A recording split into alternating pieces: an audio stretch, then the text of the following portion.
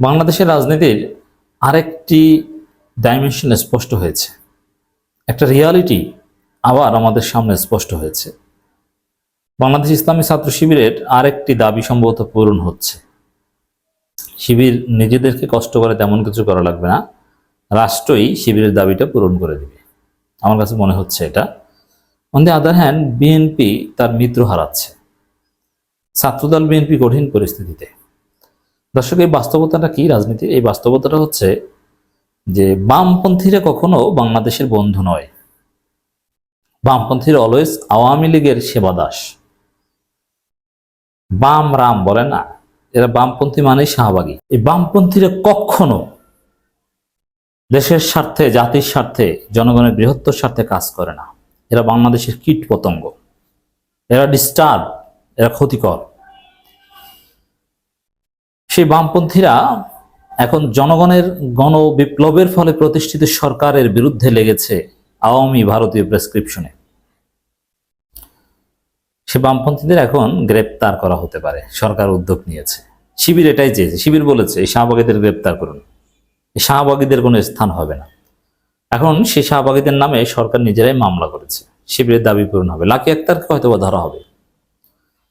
দর্শক, মজার বিষয়, বিএনপি কিন্তু এই বামপন্থীদেরকে মিত্র বানিয়েছে। যেমন ছাত্র ইউনিয়নের এই মেঘমল্লার বসুর বিরুদ্ধে মামলা হয়েছে, অথচ এই মেঘকে সাথে নিয়ে শিবির ঠেকাতে তৎপর ছাত্রদল। ছাত্রদলের এখন ক্যাম্পাসে বন্ধু, ছাত্রদলের মিত্র হচ্ছে এই ছাত্র ইউনিয়ন, ছাত্র ফেডারেশন। আর ছাত্র ইউনিয়ন, ছাত্র ফেডারেশন নেতাদের বিরুদ্ধে সরকার মামলা করেছে, ডক্টর ইউনূস সরকারের পুলিশ। তাহলে আপনি চিন্তা করেন বিএনপির জন্য পরিস্থিতিটা কতটা বিব্রত হয়। বিএনপি যাদেরকে বন্ধু বানালো, তারা এখন পুলিশের উপর হামলা করতে যে মামলা শিকার হয়, গ্রেপ্তার হওয়ার সম্ভাবনা থাকে। এবং শিবিরেদের বিরুদ্ধে সোচ্চার। শিবিরের সাথে চালাকি করতে এসেছে ছাত্রদল, যাদেরকে নিয়ে চালাকি করতে এসেছে এখন তাদেরকে পুলিশ ধরবে, তারা এখন মামলার আসামি। এই সরকার আমলে মামলার আসামি হয়, এটা কতটা লজ্জার আপনি বুঝেন?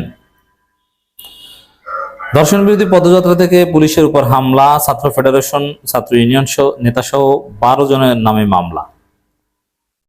এই মামলায় বা যেহেতু মামলা শুরু হয়েছে, এগুলোর সাথে রিলেট করেই সেই কুখ্যাত লাকি আক্তার গ্রেপ্তার টুডে আর টুমোর হবেনি। এই যে ছাত্র ফেডারেশন, ছাত্র ইউনিয়ন নেতা সহ 12 জনের নামে মামলা, এটা বিএনপি ছাত্র দলের জন্য কতটা বিব্রতকর, কারণ তাদের বন্ধু, তাদের মিত্র এখন এরা। রাজধানীর হোটেল ইন্টারকন্টিনেন্টাল মোড়ে ধর্ষণ বিরোধী পদযাত্রা থেকে পুলিশের উপর আক্রমণের অভিযোগে 12 জনের নাম উল্লেখ করে রমনা থানায় মামলা দায়ের করা হয়েছে।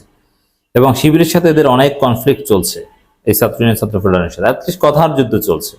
তাদের বিরুদ্ধে মামলা, এটা শিবিরের একটা বড় বিজয়, শিবিরের দাবি পূরণ হওয়ার একটা লক্ষণ। গত মঙ্গলবার রাতে রমনা থানার এসআই আবুল খায়ের বাদী হয়ে মামলাটি দায়ের করেছেন। মামলায় আরো অজ্ঞাত 70 থেকে 80 জনকে আসামি করা হয়েছে। বুধবার 12 মার্চ বিষয়টি ঢাকা পোস্টকে নিশ্চিত করেছেন রমনা থানার ওসি গোলাম ফারুক।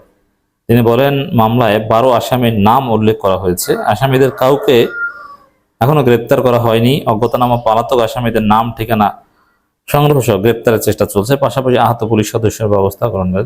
এখন আপনার আলোচনা শুনতে শুনতে হয়তো গ্রেপ্তারি হয়ে থাকতে পারে, আমি যখন আলোচনা করছি, রেকর্ড করছি, তখন কেউ গ্রেপ্তার হয়নি, গ্রেপ্তার হতে পারে।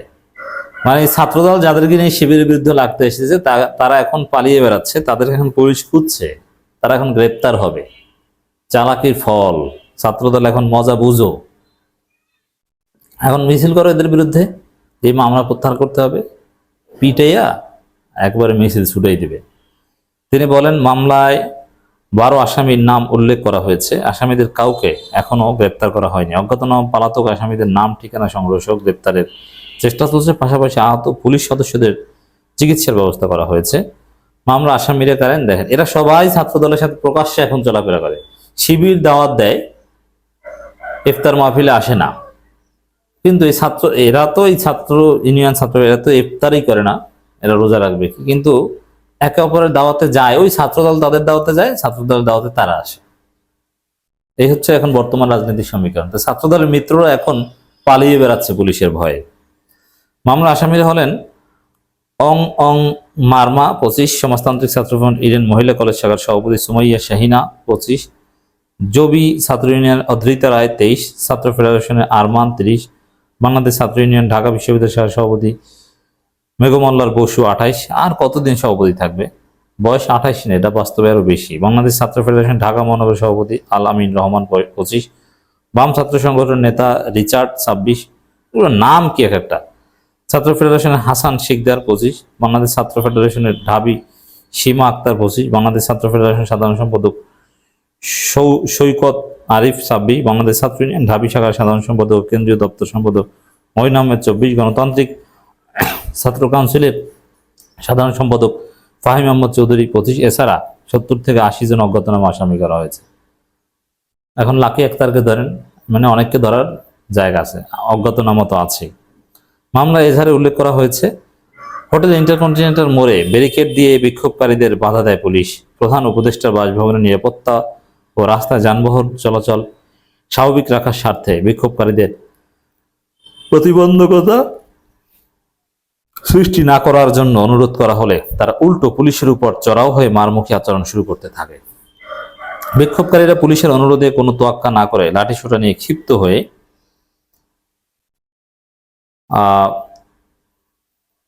পুলিশের উপর চড়াও হয়ে মারমুখী আচরণ করতে শুরু করে এবং আইনশৃঙ্খলা রক্ষাকারী নিয়োজিত পুলিশ সদস্যদের উপর হামলা করে। একই সঙ্গে ইট পাটকেল নিক্ষেপ করে থাকে। এই সময় রমনা জোনের সহকারী কমিশনার আবদুল্লাহ আল মামুন সহ পুলিশ সদস্য রায়হান কাউসার এবং মোহাম্মদ রোহান এবং সাইফুল ইসলাম, রাজারবাগে নারী পুলিশ সদস্য আদিবা রুবিনা গুরুতর আহত হন। পরে বিক্ষোভকারীদের ছত্রভঙ্গ করতে পুলিশ পরিস্থিতি নিয়ন্ত্রণ আনে। তো দর্শক, এটা শিবিরের জন্য একটা বড় সুখবর যে তারা যাদের বিরুদ্ধে কথা বলছে তারা আসলে রাষ্ট্রবিরোধী, রাষ্ট্রই এখন তাদেরকে খুঁজছে। শিবিরকে রাজনৈতিকভাবে মোকাবেলা করা লাগবে না, এখন তারা পালিয়ে বেড়াবে, তারা এখন জেল খাটবে আমি আশা করি। এবং শিবির বিরোধী ছাত্র দলের জন্য দুঃখ লজ্জা যে তাদের মিত্ররা এখন পালিয়ে বেড়াচ্ছে আর শিবির ক্যাম্পাস দাপিয়ে বেড়াচ্ছে।